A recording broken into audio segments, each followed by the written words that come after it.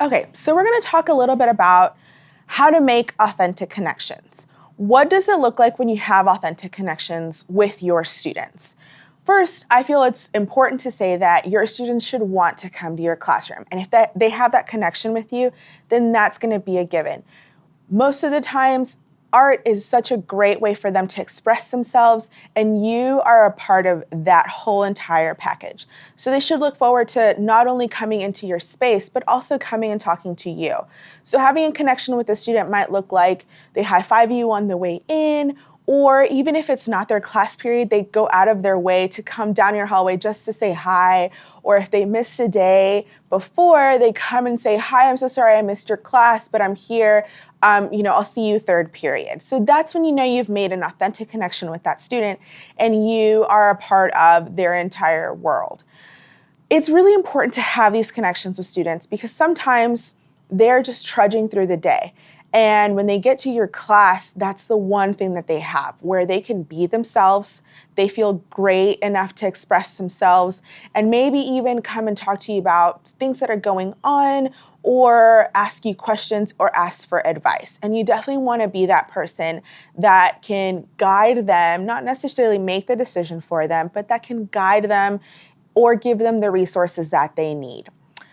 Some of the ways to do this, you can start by being open with your students. Now, don't divulge everything about your life. It is your life, and we understand that.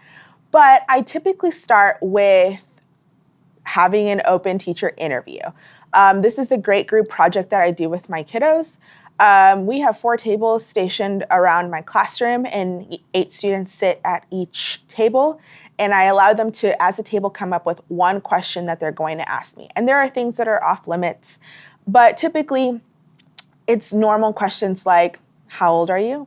Which sometimes I answer, sometimes I don't. Just depends, and you can be comfortable with that or not. What do you have kids? What do you like to do for fun? They just want to get to know you a little bit more. And so I allow them to interview the teacher, which is me, and in turn, I get to interview them, and I interview every single one of them. I don't sit down and interview them, but I typically give them a question and answer sheet that they answer. So one of the great downloads that we have for you is the About Me question and answer sheet. So you have the typical things: name, preferred name. This is a nickname. I tell them that it can't be like their online username. It's, if their name is Nicholas and they go by Nick, or for example, my name is Jennifer and I go by Jen. Those are the types of things. Their birthday, which will come in handy later and we'll talk about. What do they like to do after school? 2 fun facts, and I make sure that they are fun, that I would be surprised to know. And again, I answer the same questions that I'm asking them. So I always tell them, some fun facts. I'm obsessed with my dog. And my native language is Spanish. And those are typically things that people don't know about me. But I give that to my students just so that it breaks down the barrier. Yes, I am their teacher, but I'm not on a pedestal. I definitely want to be a facilitator and a guide for them, not someone that's above them. Some more questions that you have on the About Me are, what are you hoping to gain from this class? And that's very important because it gives them ownership of the class. And then I ask them to finish the sentences. When I walk into the art class, I want to feel, I enjoy when my teachers, and I don't enjoy when my teachers. And then I ask them if there's anything else that they would like me to know about them. These 3 questions are really important. The sentence starters are really important. How do you want them to feel in your class? I always tell my students, I want this to be a positive experience for them. Art isn't for everybody, but on our campus, it's one of the required fine arts credits. So we get everybody. We want it to be a positive experience. I don't ever want them to feel like they weren't ever good enough. I want them to remember my class as a class that was fun and that they learned something in and they said, hey, I kind of am okay at art. Okay is what we shoot for. Not perfect or magical or great, just, hey, I'm okay at art. So I want to know how they want to feel in my class. And then I want to know how they want me to treat them. So when I say I enjoy when my teachers, I enjoy my teachers talk to me like I'm an adult. talk to me like I'm normal.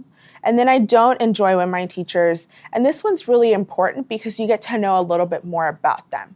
I don't enjoy, this is a common one, I don't enjoy when my teachers take out, anger on the students, or from the previous class are mad at us, or I don't enjoy when my teachers yell. I'm naturally loud, so I always have to preface that with my kiddos, but typically you get to know a little bit more about what they don't enjoy than what they do enjoy. And then anything else that they want me to know, these are great for pronouns. Proper pronouns are super important, and that's one of the things that we'll talk about in another pack, but those are really important for students and things that you need to know.